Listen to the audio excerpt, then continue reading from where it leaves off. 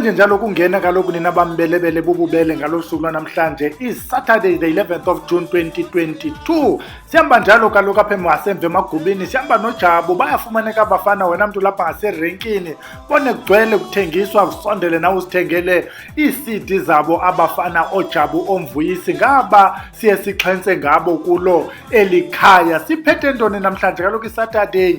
Lulo losuku loncokola, ufundisana, uthundezana, ukhuthazana, tiza amahlebo ngamanye amaxesha. Namhlanje sihamba naye uBhele, uphayane Kapa kuBhele.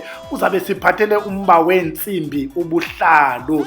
Thetha ntoni iintsimbi ndizinxibileyo? Yabuza omnye. Ithini xa mhlophe? Kuxa kutheni xa itheni intsimbi? Ungayibuzi kum ke, uyibuze kuye uBhele. Intsimbi oma uyibuze kum yile yokomba amayeza. Ungagqithi ke kule yokomba amayeza, ezingezinye uzibuze phayana kuye uBhele. Singena kuye ke uNdabezitha, singekangeni sinjalo siyakukhumbuza wena mntu othi ingathi le ndaba yokuxhuzula nam yandihlasela. Sesizawufika kwelo xesha apho uzawuthi khona uba unethamsanqa, ube mhlawumbi nawe ungatyumbeka, sikunike ikhombo yokuxhuzula. Sigqithile ke kuzeza sekuxhuzuleni, singene kuye uBhele. Masiyommamela ke uBhele Camagu. Mandibulise mzikantu, ndicamagushe ke ethongweni, ndithokozise nakanjalo. Ndithi rhanya lisedi kube pula batho ba baholo. Ndicamagusha ke kubo bonke ubuhlwele xa ndenjenjalo. Sisihlwele sikaBhele, sikazitho, sikamhlophe, sikakhuboni, sikalanga, sikankomo zibomvu, sikagudu, uzalwa ke nguMarhade bomthi mkhulu Bhungane. Khaya ke lisecala emnxe kwilali yaselapesini.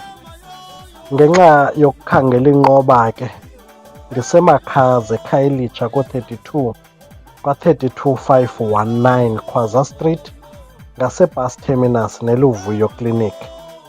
Kulapho ke abantu abadala bandiphe amandla into yoba ndisebenzele khona ukukhawulelana neemeko abantu abagaxeleka kuzo zokuphila. Ndiyafumaneka ke apha kwa-32519 Khwaza Street Makhaza. Ndifumaneke ke ngomnxeba ku-073 6642 576. Leyo ke inombolo yomnxeba kunye nenombolo kaWhatsApp. Ndifumaneke ke kuFacebook. KuFacebook ndinee-pages ezintathu. Ezona kodwa ninondikhangela kuzo nguAhombelithongo Mhlekazi. Ahombelithongo Mhlekazi, Facebook yami page yokuqala enondifumana kuyo. Eyesibini Facebook page nguHombelithongo Products. Hombelithongo Products. KuGoogle kanti uyakwazi ukunifumana nakanjalo. Uba uthe Hombelithongo uzawukwazi ukunifumana naphaya. Kwi-email uzawukwazi unifumana kusolanga.lukholo@gmail.com. Kulapho ndifumana khona. Kulapho ndisebenzela khona ke ndifumaneka khona. Namhlanje sizwe sakuthi ndirhalela into yoba sike sincokoleni, sibonisaneni ngomcimbi weentsimbi. Xa ndithetha ke ngeentsimbi ndithetha ngezivatho ezizizintsimbi zomntu osemsholokweni. Endiyaziyo ke into yoba kwangaxeshanye intsimbi sisihombo kwantu somntu ongumama, somntu ongumfana, sekwekwe, sabantu abangootata ngokwezigaba zabo njalo njalo. Kodwa ke ngokwalo mzuzu ndicela sigxile kakhulu apha kwintsimbi ngokomsholuko okanye ngokobugqirha. Mandiveze into encinci sizwe sakuthi qala esithi mandulo phaya yayingekho le nto kuthiwa yintsimbi emntwini othwasayo. Into eyintsimbi ndinesiqinisekiso nani into yoba niyayibona, likhozo lentsimbi elenziwa kwiifektri ezithile, likhozo lentsimbi elenziwa ngabanyepha kuba bebona ingeniso kule nto yentsimbi. Kudala phayana umntu othwasayo, iintsimbi zakhe okanye izivatho zakhe zazisenziwa ngeemfele zezilwanyana. Kodwa kwangaxeshanye kwakusetyenziswa umthathi. Ukuba ngaba niyawuqaphela umthathi lona uyakwazi into yoba phaa ngaphakathi kube lula into yoba uwugqobhozele wenze umngxunya. Kwakusetyenziswa ke umthathi njengentsimbi yomntu othwasayo. Zazisenziwa ke ngeentlobo ukubonakalisa isigaba salowo uthwasayo. Kude kuthi ngaxeshanye bambi abaphumileyo abantu benzelwe laa nto kuthiwa likhakha, i-shield, eyayiye ibhalwe unyaka umntu aphume ngayo ngeli xesha sekukho isakhono sobhalwa, ebonakalisa into yoba lo mntu uphume ngeli xesha lonyaka. Kuye kwathi ke sizwe sakuthi ngenxa yento yoba mandulo wonke umntu othwasayo okanye oligqirha wayebulawa ngabantu abamhlophe, kuba kwakusaziwa amandla akhe ekuncedisaneni nempi ukwenzela ukuthi ze kukwazi into yoba abantu abantsundu banqobe kwezo mfazwe. Kwafunyaniswa into yoba ke ngoku umntu ontsundu, ngakumbi oligqirha, uyanqolotywa, uyabulawa. Yenza into yoba ke ngoku loo nto leyo abantu abaninzi bakuthi baphela bebaleka ingulo, beyibalekelela enkonzweni. Bathi xa befika ke phaya enkonzweni kwakho into eninzi abayenzayo, kwakho intumekelelo yemimoya yobuprofeti, kwakho intumekelelo yemimoya yezithunywa, njalo njalo. Basebenzisa izinto ezikhoyo ngokwasenkonzweni, utshuthi into ezifana namakhandlela, izinto ezifana newulu, njalo njalo, ngeenjongo zokuzama ukwenza ufana kalo wale nto babeyibaleka, le nto ke ngoku iyintsimbi. Kwasetyenziswa amakhandlela emibalabala aneentsingiselo zawo. Kwasetyenziswa iwulu eziyimibala ethile, yaneentsingiselo zayo. Yasuka ngoku yonke loo nto leyo yabuya yazotolikelwa kwintsimbi, kwenziwa intsimbi. Ethi ke ngoku ezi ntsimbi ngokobuzwe, ngokohlukana kwezizwe, seso isizwe sinentsimbi yaso. Kodwa uzawuqaphela into yoba kunjalo kunentsimbi engasaleliyo ngasemva, eyintsimbi emhlophe, ekubonakalisa into yoba ke ngoku intsimbi lena inemingxunya emibini. Loo nto ibonakalisa umanyano, ibonakalisa unxulumelwano phakathi komntu ophilayo kunye nelemilowo. Kwakho ke ngoku intsimbi emhlophe, kuthiwa loo ntsimbi ibonakalisa ubunyulu, yintsimbi yobuhlwele obuhlambulukileyo, yintsimbi yobuhlwele bekhaya, intsimbi emhlophe. Eleyo ke ngoku ufumanisa into benkonzweni kuye kuthiwa xa kusenziwa izinto eziyeleleneyo ebugqirheni kusetyenziswe iwulu emhlophe ezawube imele kwale ntsimbi mhlophe. Kuzobakho intsimbi ngokwalapha kuthi ndizawuthi ngokwakwaXhosa, ndicela uxolo ukuba loo nto ayingeni kakuhle kwabanye abantu, kodwa ngokwakwaXhosa kubekho intsimbi ehobe, le nto umbala kuthiwa upowder blue. Loo ntsimbi yoyanyaniswa amaxesha amaninzi nobuhlwele bakomkhulu, iindawo ezifana nomlambo, iindawo ezifana nengxangxasi, njalo njalo, kodwa ikomkhulu, umlambo ukutshoko. So kukho ke ngoku loo ntsimbi ihobe yoyanyaniswa nekomkhulu, ize ke ngoku ibe ngumbala ublue ngokwenkonzo oyiwulu, oye oyonyaniswe wona nezithunywa zasemanzini, uhambelane nomcimbi wento wezihlabelelo zasemanzini, utshuthi ke zasemlanjeni. Kuzobakho intsimbi enyembe, laa ntsimbi inevi. Intsimbi enyembe yoyanyaniswa amaxesha amaninzi kunye nogqumayo okanye lagcweba, le ndawo abantu abaninzi bathi lulwandle. Leyo intsimbi yoyanyanisiswa naloo ndawo. Nangokwasenkonzweni ke ngoku loo ntsimbi ikhona.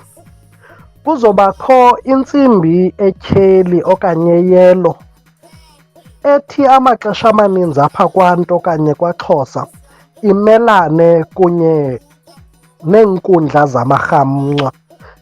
Le ndawo abanye abantu ke baye bathi ziinkundla zokugqabazela.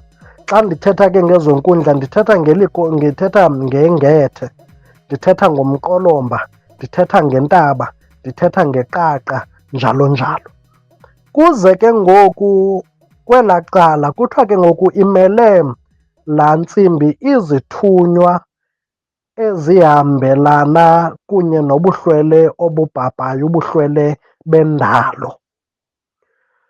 Kuzobakho intsimbi ebomvu. Intsimbi ebomvu kobu buhlwele bukaXhosa imele izihlwele ezathwetyulwayo, ezinye zazo ezazingabantu ababengabazingeli, ezinye zazo ezinabantu ababesezimfazweni bengamagqirha, abanye babo ngabantu abaswelekele ebupoliseni okanye ebujonini, abanye babo ngabantu abasweleka ngeengozi, njalo njalo. Laa ntsimbi bomvu imele obo buhlwele ngokweli cala ke likaXhosa. Ize kwelaa cala ngokwasewulwini ibe yintsimbi ibe yiwulu emele ukulwana nobutshaba, yiwulu yokulwana nezinto ezinobungozi, yiwulu yokulwa neentshaba zakho. Kubuye apha ngokwasentsimbini futhi kuzobakho intsimbi emurugwayi. Le ntsimbi imurugwayi yilaa ntsimbi ingathi ibupinki kanje. Laa ntsimbi ngokwalapha kwaXhosa imele amaxhegwazana, imele ubuhlwele boomakhulu, aba bantu babe ngamaxhegwazana. Ayikho ke ngoku ngokwakwelaa cala lewulu. Kuze ke ngoku kuhambe ngokokuhamba kwexesha, bamba abanye abantu beze ke ngoku nentsimbi egreen, eluhlaza. Le ntsimbi iluhlaza, igreen, imele yona amaxesha amaninzi ubuhlwele bobuthunywa neengilosi. Uyayibona ke ngoku ihamba iphinde ibuyele phi enkonzweni. Iphinde ibonakalise into yoba bukhona unxulumelwano ngenxa yento yoba yonke le mibala izoza apha ngokwasentsimbini kuba isuka nabantu ababesuka enkonzweni bathe ngoku xa beguquka besiza entsimbini beza nazo zonke ezaa nto zabo zobuKristu. Yile nto ngelinye ixesha ufumanisa into yoba abantu bakuthi xa besenza iintlombe neentontoni basoloko bekhanyisa amakhandlela emibalabala. Iintsimbi ke ngoku zimele ezo nto ezo. Uyawufumanisa into yoba ke ngoku nalapha ezintsimbini, ezi ntsimbi abantu bazicalula ngokozicalula ngenxa yento yoba ngokwemveli yethu asinazo iintsimbi ngokolu hlobo sinazo ngoku siyokozela ngako. Njengoko ndandisitsho kwakusetyenziswa umthathi mandulo phaya. Kuzobakho iintsimbi endingazungena kuzo gabalala ngokobunye ubuzwe, kubekho intsimbi emnyama oye ngelinye ixesha ufumanise into yoba umntu ongumXhosa ngenxa yento yoba eye wayothwasa kwezinye iindawo abuye nentsimbi emnyama. Kunento esiyaziyo ngokwakwantu ethi ibala elimnyama libala elingenantlambuluko, libala elizisa esimnyama, libala elizisa ukusindeka, libala elinentsingiselo etenxileyo enobumnyama. Ngokwethu, ngokwenkolo nangokwentsimbi yakwaXhosa, njengoko nditshilo into yoba ndizayibeka ngolo hlobo, asinayo thina loo ntsimbi. Akusoze ufumane nomntu onozabe uyayithonga loo ntsimbi. Ezo ke mzi wakwantu ziintsingiselo zeentsimbi. Kwahambeka ekubeni kwento yoba ke ngokwezi ntsimbi zamkelwe zafunyaniseka into yoba ziyasetyenziswa, yaluphawu lokubonakalisa isigaba somntu. Umzekelo, umntu obotshwe amalungu amaxesha amaninzi uyawufumanisa into yoba unxiba intsimbi emhlophe kunye nentsimbi ehobe. Akayinxibanga intsimbi etyheli, akayinxibanga intsimbi emurugwayi, akazinxibanga ezinye iintsimbi ngenxa yento yoba inkolelo yento yoba akakanyatheli kwezaa nkundla zinalaa mibala yeentsimbi. Ufumanise into yoba umntu ogqabalezileyo ongunolucana uzawuba nayo intsimbi ebomvu, abe nayo intsimbi etyheli, kodwa ufumanise into yoba xa uzijonga ezi ntsimbi zakhe, ukuba ngaba lo mntu ugqabazile, iintsimbi zakhe phaya ekugqibeleni kulaa macamagu akhe zizawuba neemfele zengcamazana ngenxa yento yoba utsho uthi kwezaa nkundla uye waxhela. Kubuye naxa umntu egodusiwe ngokunjalo ujonga iintsimbi azinxibayo, kubekho ke ngokumahluko ngokunjalo. Intsimbi ngokwakwantu ngunochaza into yiyo. Iintsimbi ke ngoku iminqa neentontoni wonke umntu uyayifaka kodwa ngokwesigaba umntu akuso. Ininzi ke into endingangenanga kuyo ngokwangoku ngokomcimbi wentsimbi, kodwa ke bendifuna nje uveza nje gabalala into yoba le nto yentsimbi ihambe ithini. Kufunyaniseka into yoba ngelinye ixesha omnye umntu uthapha ekuthongeni kwakhe athonge intsimbi emhlophe nehobe, asuke umntu aphaphatheke okanye loo mntu aye kuye eze kuye athi uthwasa umdiki, uthwasa umndawuthi, uthwasa umntontoni, uthwasa umnguni, njalo njalo. Kanti laa ntsimbi ayimelanga yonke loo nto leyo. Laa ntsimbi imhlophe imele ubuhlwele bekhaya, imele ubuhlwele bakoni, imele ubunyulu. Laa ntsimbi ihobe ibomvu imele imeko yobuhlwele bengozi, nabathwetyulwa, nabantu ababengabazingeli, njalo njalo, abaswelekela emathafeni. Abuye ke ngoku umntu sesithi hayi uthwasa umdiki nomndawo, kanti akhange kutolikwe iintsimbi ezi aza nazo. Mandibe ke mzi wakuthi ndibeka ingca kule ndawo ndiyishiya igabalala injalo, kodwa ke umntu onomdla wokulandela ngakumbi le meko angakwazi undithinta ku-073 664 2576 esebenzisa uWhatsApp. Ndiyamphendula uWhatsApp kusasa emveni kwentsimbi yesibhozo naphambi kwentsimbi yesibhozo ebusuku. Ii-calls phambi kwentsimbi yesibhozo nasephambi kwentsimbi yesibhozo ebusuku ndiyaziphendula, emveni koko andiziphendula. KuFacebook page wam Ahombela Ithongo Mhlekazi ungakwazi ukuzibuza izinto. Yile nto ke ngoku ndithi mandiyishiye ivuleke injalo, ngenxa yento yoba ngoku abanye babantu abathwasayo enkonzweni kuye kuthiwa masibambise ngeewulu ukwenzela ukuthi sibambe ingulo kuwe, de ezinye iinkonzo zithi yiza siza kuthwasisa isinkonzo umntu afakwe ezo wulu. Makuphilwe ethongweni ke bantu bakuthi. Nguhombela Ithongo, umhlekazi uSolanga uBhele, eMakhaza eKapa ku-32 519 Khwaza Street eMakhaza. Ahombela Ithongo Mhlekazi, Hombela Ithongo kuGoogle ngokunjalo. Sithi makuphilwe ke ethongweni, kube licamagu, kube Xhosa, kube lecamagu.